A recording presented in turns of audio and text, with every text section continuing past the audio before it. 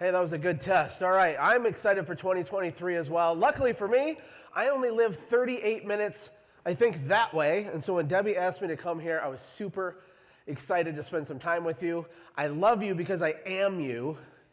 Some of you might not know that yet, but my whole origin story started with a cleaning company just south of Flint, Michigan. Anybody heard of Flint, Michigan? It's not exactly a tourist destination, okay? Avoid the water. But I started a tiny little window cleaning business in Fenton, Michigan. And if you followed me, you know that I have 5 kids. Anybody have kids at all? Say, I do. Anybody have more than 3 kids? Say, me. Ooh, okay, you got a little quieter there. If anybody crazy enough to have more than 5 kids, say, I'm crazy. All right. We need more world changers, right? You know, the people in this room, definitionally, you're weird. And I say that like lovingly. You know, you're movement makers and job creators, you're world changers. I have my 16-year-old son wandering around here with a camera. It says world changer on the front of his shirt. We need entrepreneurs to change the world. If you agree, say, heck yeah. Heck yeah. All right, so with kids, I'll just introduce you real quick. First, we have Maverick, who's the guy in the back there. We call him second dad. He's kind of like little Josh, right? He's kind of managing the herd when I'm occupied. This is Tucker. He's the second oldest, but he's taller and bigger than Maverick, which kind of stinks for you, Maverick, right? Can you still beat him up, Maverick? He's got him. He can still beat him up. This is Sawyer. Sawyer is our analytical kid. It's amazing how all kids are so different, isn't it? You would think my wife and I, that's what sex is. We do that, and then a kid comes out. You'd think there'd be some consistency, but there's really not. Sawyer is what we call our well-actually kid, because he wears his glasses, and I'll say something, and he'll correct me. He'll go, well, actually, in the Cretaceous period. So that's Sawyer. This is Finley. She was born in Costa Rica. I actually sold my cleaning company years ago. We felt like God told us to move to Costa Rica, so we did for quite a while. She was born there. And then Judah is our youngest. And here's the thing. Judah, the youngest, she may be the best marketer in the Latimer household, right? Who here knows that your kids market to you? Say, I do. Right? They're naturally good at it. I mean, technically, a baby crying is a form of marketing, if we think about it, right? It's a form of communication. Judah is so good. I think it's partially because of her, but it's mostly because she's my youngest daughter. And for all the dads in the room, daughters are different, right? And she just can get me to do stuff I would never do for anybody else. And it's this weird thing, right? I mean, she looks like this. Look at Judah, right? How do you say no to that? It's like, I don't know how I participated in the creation of that. Doesn't make any sense. So, title of the presentation is Everything is Marketing. Marketing is everything. When I say marketing, I don't want you to get it twisted with what you think I mean when I say marketing. I have my own definitions. I think that marketing literally is everything, and everything literally is marketing. And my goal over the next 30 minutes or so is to try to red pill you into this idea. You know, marketing is choreographed communication. You as leaders in your company, you're constantly marketing to everyone around you. Technically, when you're not even speaking, you're marketing. Who knows that the way you smell is a form of communication? Say, yeah, right? So people market even when they don't know they're marketing. It's called a nonverbal signal. Nonverbal signals are a form of choreographed communication. The way you dress, the way you look, the process, the way you answer the phone, the voice inflection, the tone, the pacing, the way that you do what you do is a form of marketing. Now, my definition of marketing, to keep it super simple if you want to write it down, and I have 92 slides to go through in 30 minutes, so get ready to rock, okay? My definition of marketing is simply to make known. It means to make known. Me as a father, I am a marketer to my children. It is my job to pass my beliefs, values, and principles from my brain into their brain. And I don't do that effectively by just telling them what to believe. I have to help them understand how to think, how to problem solve. I need to persuade my children so that hopefully they come to the conclusions I want them to, but I can't just beat them over the head, right?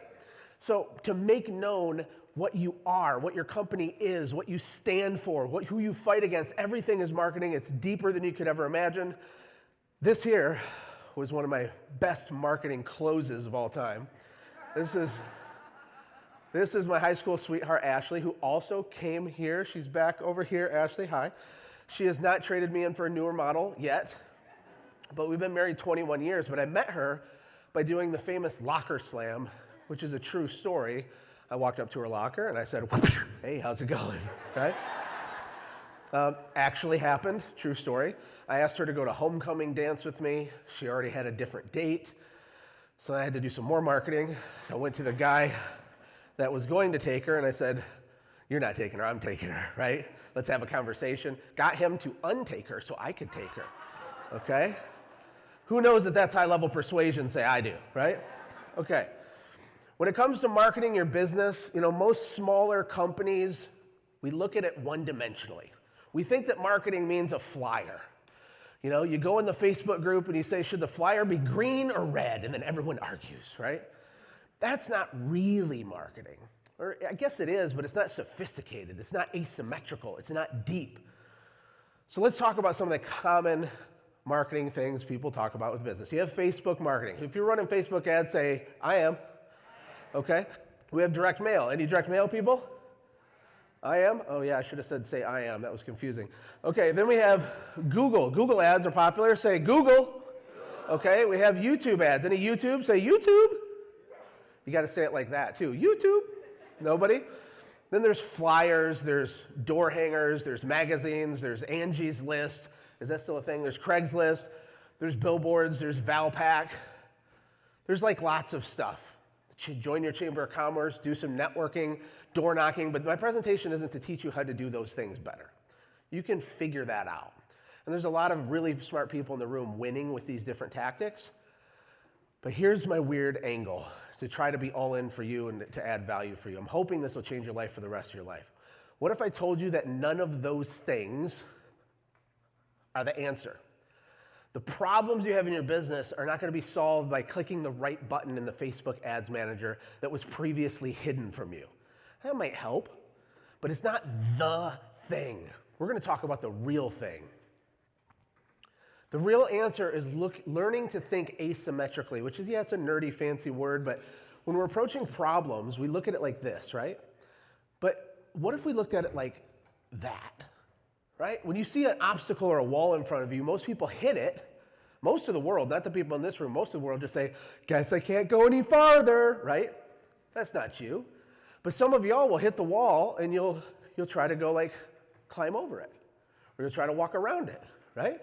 For the really smart people, you might try to dig a tunnel under it. But for the real marketers, the asymmetrical thinkers, the world changers, they realize that with quantum physics, maybe you could go through it, right?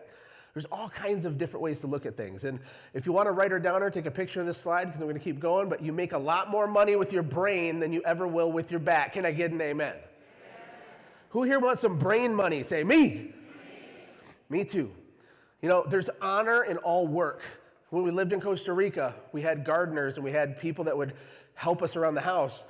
And the wages are a lot different in Costa Rica. I always felt sick to my stomach and I always paid them extra. But the market rate wage for those positions in Costa Rica was $2 an hour. How many dollars an hour? $2 an hour. Now, here's the first question. Did these people work hard? If you know they did, say yes. They worked really hard. But their income was severely constrained because the wealth you create and the income you make is only partially attached to your effort level or the amount you sweat and the amount you suffer. It has to do with our brain. It has to do with thinking differently. And I learned this the hard way because even though I've done some cool stuff now, when my wife and I got married, I was a pizza delivery driver. We lived in a trailer park. We had nothing.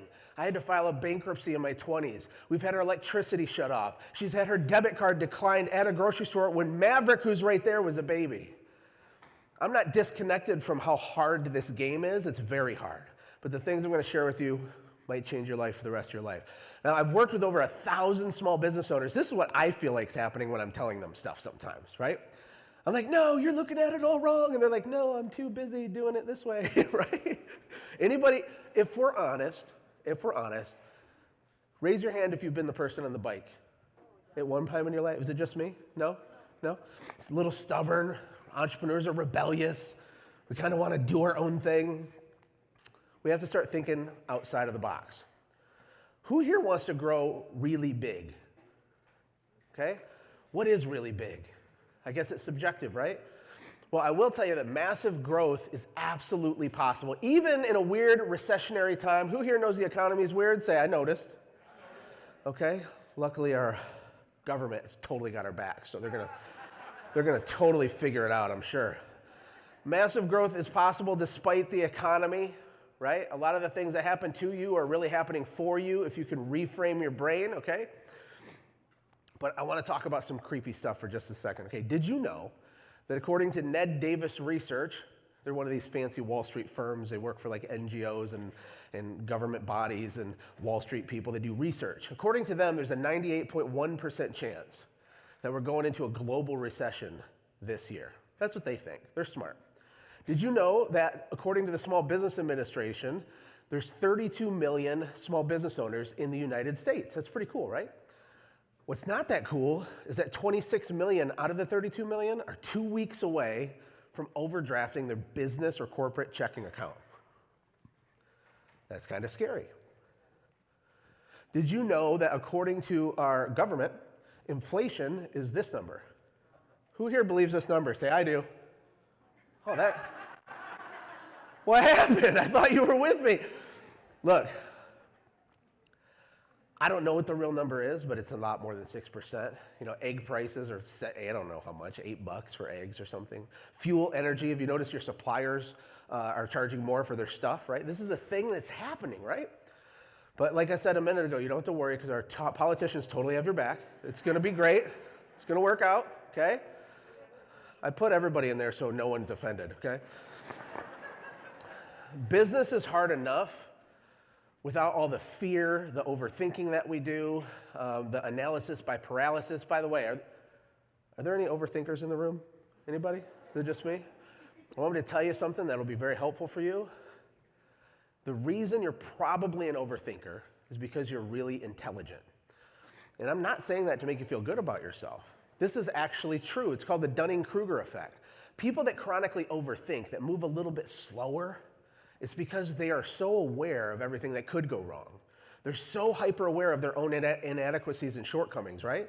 So overthinkers are brilliant people that kind of screw themselves over on accident.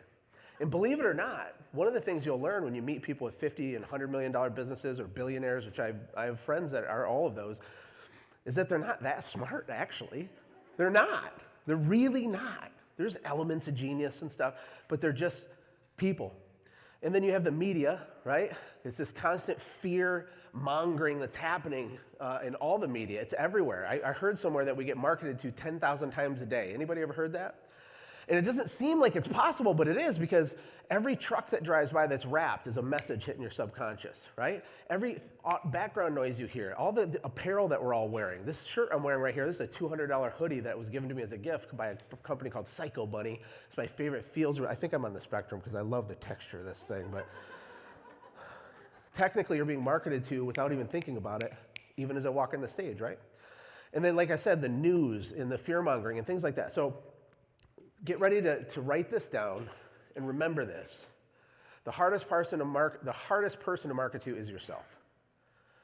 The hardest person to sell is us. Can I get a freaking amen? Maybe it's just me. Maybe it's because I grew up with blue-collar parents that didn't have a lot. But I know for me, I was a chronic overthinker. I was absolutely paralyzed by fear. I still am, oftentimes. And the hardest person for me to get to believe in the mission and the mandate and my purpose and my destiny is me, because we're paralyzed by fear. So sometimes when I'm stressed out, I watch TikTok, okay? Guilty pleasure. Anybody watch TikTok? Okay. It's the most addicting app in the history of mankind, but there's this guy on there. He makes me feel better about myself. So this is an encouragement to you. Let's watch my buddy here. Hey, you can just do stuff. Like, you don't need anybody's permission or anything. You just kind of come up with weird stuff you want to go do. You just go do it. Okay. Go be weird. Okay, bye. I love that guy, right?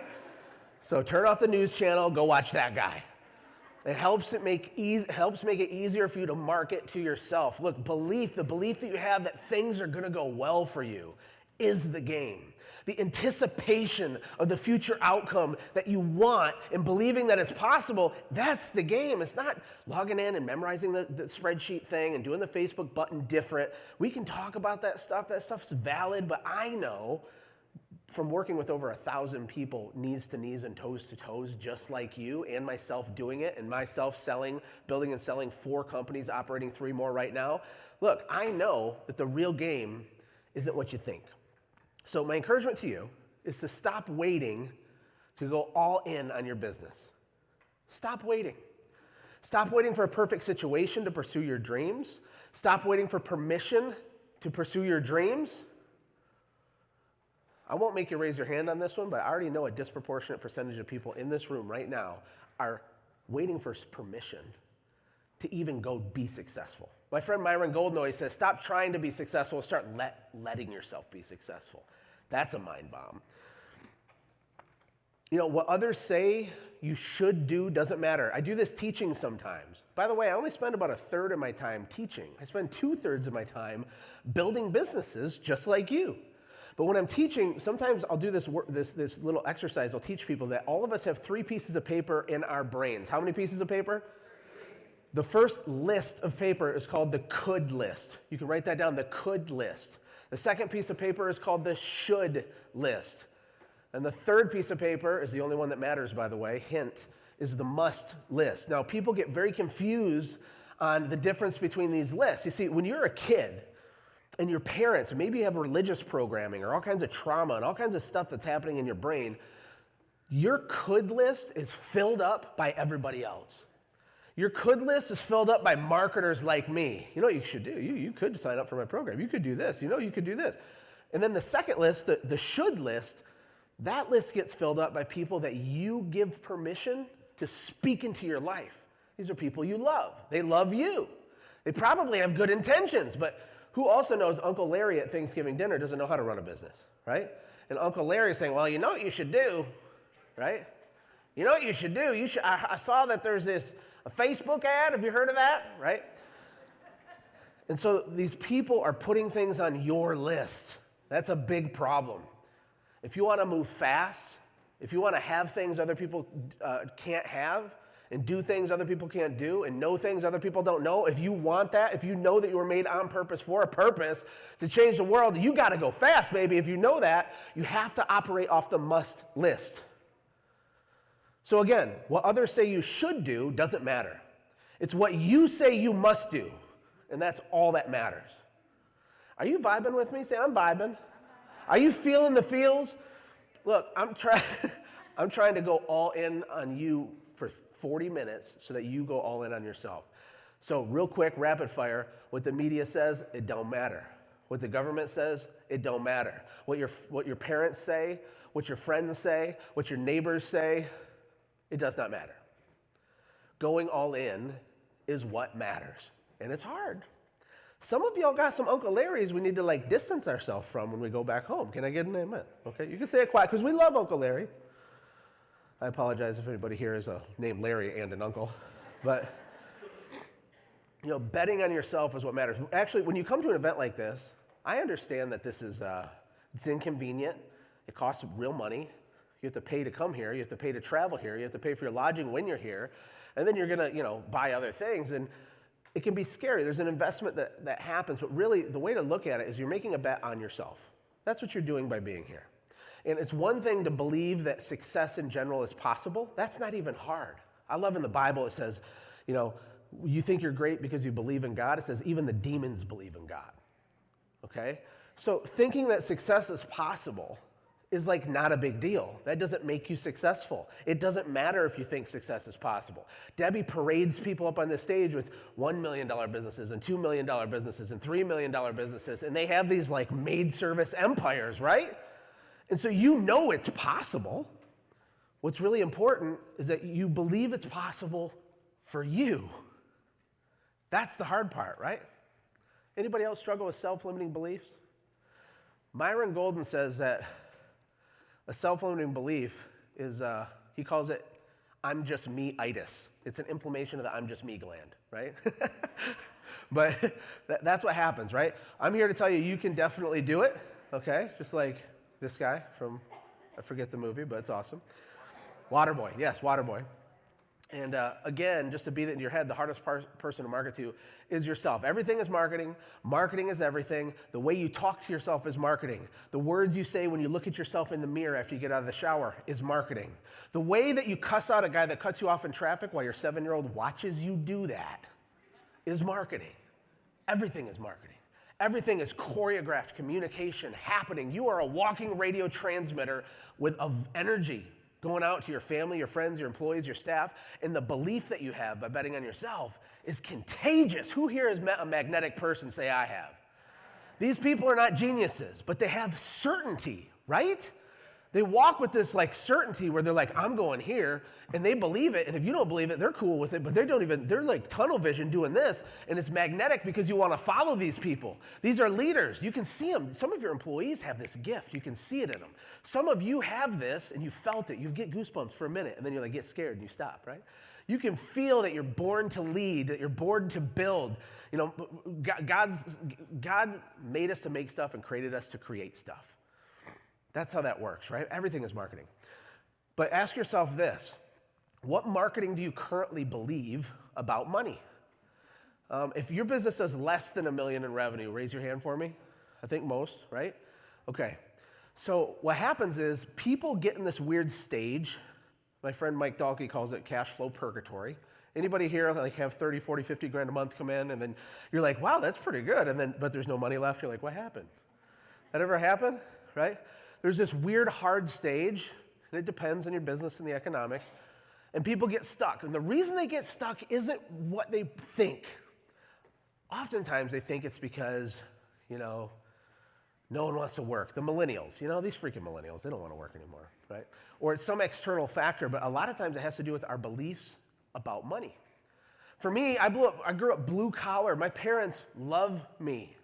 They loved me, but money was a very stressful topic in our house growing up.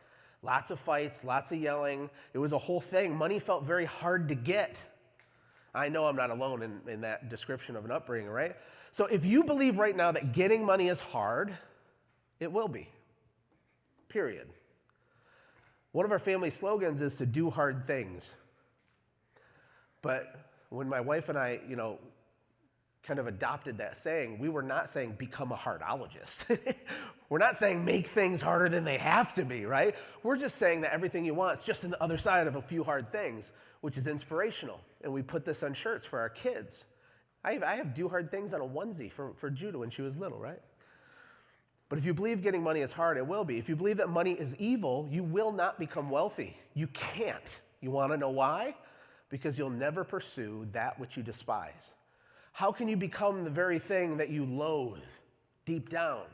How can you, a good person, accumulate the money required to call yourself wealthy when you believe that it's bad to be that thing? This is bad marketing. Another one is money is limited. I wish I could talk for a half an hour just in the fact that money is infinite. Money is actually spiritual. There's also a difference between currency and money, but I'll save that for a different time. But anyway, the next question I want you to ask yourself is, what marketing do you currently believe about yourself? For me, I'm projecting a little. Can I project for a minute? Here's my big one. I'm not worthy. Who am I, right? I'm not worthy. I'm not good enough. I'm not smart enough. If you believe that, you can't be successful all the way, right? Can you see it? It's obvious. I'm not smart enough. There's another one. And another one, I need more resources. So I saw this amazing teaching by Myron where he was talking about the difference between confirmation and transformation. Anybody have any UAW workers in their family? Anybody? All my Michigan people, they're all union. They work for General Motors and things, right? And if you go into an auto manufacturing plant, you see these things called dies, and they're sometimes 3 or 4 stories tall, huge piece of steel, gigantic, huge, scary thing. People die from these machines sometimes. And what it does is they roll the sheet metal underneath the die, and this big piece of steel is shaped a certain way, and they drop it like an elevator with no cable, right? Boom, and it comes down, and it stamps the sheet metal into the shape that they need it to be. That's conforming the sheet metal. That's what conformation means. Transformation, on the other hand, is when something inside you changes the world around you. You know, all of us, the Bible says, be not conformed by the, help me. Be not conformed to the world, but be transformed by the renewing of your mind, right? I got there, thank you. I needed some help. Transformation in a business context is very simple. It means that your beliefs inside change, which makes it easier for your actions on the outside to change. Can I get an amen? It's not about doing stuff. It's about feeling like doing the stuff. What if you could wake up every day with excitement like you did when you were 8 years old before Christmas morning? What if you actually felt like that? Do you think you would make more money in your business or grow faster? Say, mine would. Literally, logically, intellectually, how could you not succeed faster if you felt like that, right? So the inside needs to change. So fear is the disease of bad marketing going on in your head. Most of the things we're scared of are not really real. Some of it is. I don't like it when people say, you know, fear is false evidence appearing real. It's like, well, sometimes it's like legit, right? Like when they repossessed my car, that was like actually happening. That wasn't fun. If I'm in the forest and there's a polar bear, which is one of the only animal species that will natively hunt humans, there's a new fear unlocked for all of you. It's not unreasonable to have fear. Fear can serve you, but most small business owners' fears are completely made up because we're conformed by everybody else's expectations. Who do you think you are? You didn't do good in school. I didn't do good in freaking school? Come on, there's a difference between schooling and education, yes?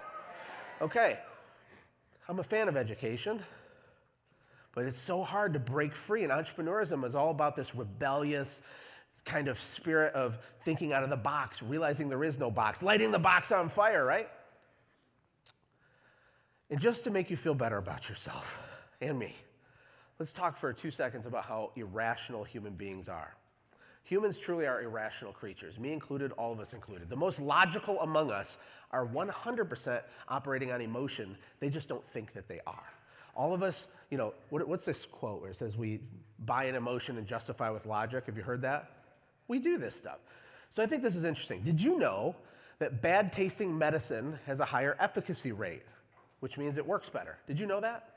Did you know that Red Bull, the drink, the sports drink, you know that one of the reasons they're so successful that they sold 6 billion cans of Red Bull last year? By the way, it only costs 9 cents a can to make Red Bull, right? So when you don't want to raise your prices, remember Red Bull, right? Because it's like $4 a can. Now, why do people buy it? Well, one of the big reasons why is because people subconsciously think it's medicine.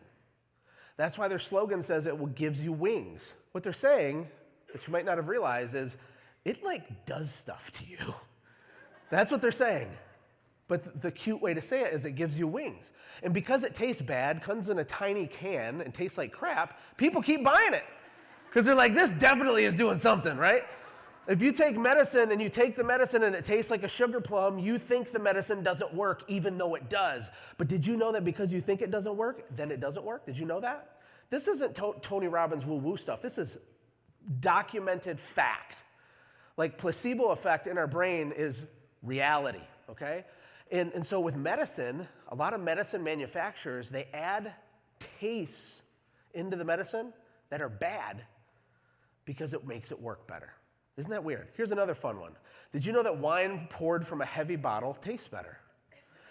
People get confused on this one because they think what I'm saying is that wine from a heavy bottle, people think that it tastes better. But that's not what I said. What I said was wine from a heavy bottle does taste better. And the reason why is because the way the person consumes the wine changes when they think it's expensive. Who here has been to a restaurant and spent more than $200 on a single meal? Anybody? You know, fancy occasions and things. When Ashley and I got married, we weren't 21, we were 20. And I took off my Domino's Pizza delivery uniform, put on my only clean shirt, and we drove to a hotel to celebrate. And we went to this restaurant. You know the restaurant's expensive when they don't have the dollar sign next to the price, right? And the fork is like heavy. The linens are thick. They had a dedicated water guy that runs up to your table and pours the bottle over his arm like this, right? I think the water guy probably makes $65,000 a year, right? So that environment feels different. And the way that I chew my steak changes based on the way it feels. And a heavy wine bottle, or really the point of this example is, if you think it's expensive or more valuable, or if you think it's premium, you savor it different. The bottle, what are the wine? Debbie's a wine nerd, right? So there's like legs and aromas or something with wine. I don't know. I'm not a wine person. My point of saying all this, though, is to help remind you that a lot of what you're doing and not doing is rooted in emotion, and the emotion is dictating your actions, and you got to believe in yourself and go all in on yourself. Try to change your inner world, and the outer world will start to catch up. And then my last discount for this part is $5 discounts. There's a book called Predictably Irrational. It's incredible. You should all just buy it and read it. Predictably Irrational talks about a $5 coupon. They did a study. They mailed out $5 off a $5 pen coupon to a local market. And tons of people, clipped up. My wife is a very thrifty woman, okay? Her favorite store is Goodwill, right? Say amen, Ash. Okay. So when she sees a $5 off a $5 item, she's like getting in her minivan and like going there, right? But what they found is that the same $5 off is less than worthless if it's applied to like a $500 item. Okay, now follow me. This is a little weird. My wife will get in minivan, buckle seatbelt, drive van, walk in, get $5 item for free with the right? So for $5, she does all that stuff. Let's say it takes 46 minutes round trip, okay? So in scenario A, 46 minutes of her time is worth $5. Now, that's not, of course, how we think of it, but that's what it is. And then scenario B, she's like, I'm not doing that just to save $5, right? I'm not going to go buy my $500 dress and save $5. Like, we don't even think about it, right? Why? Because humans are irrational. So what's the moral of the story? This is the moral of the story. You ready? Say, I'm ready. All right, let's finish strong. The marketing with the biggest ROI is always done on yourself. That's where the money is at. That's where the exponential growth comes from. It's really true. It's actually really true. I know it sounds crazy. If you're struggling, if you're broke, if your business is stuck, if you want to give up, if you are hating everything about showing up to work on Monday morning, if you came to this event as a last resort because you said, if this doesn't work, I'm done with this crap, I'm telling you right now, it's really true that you're this far away from gold.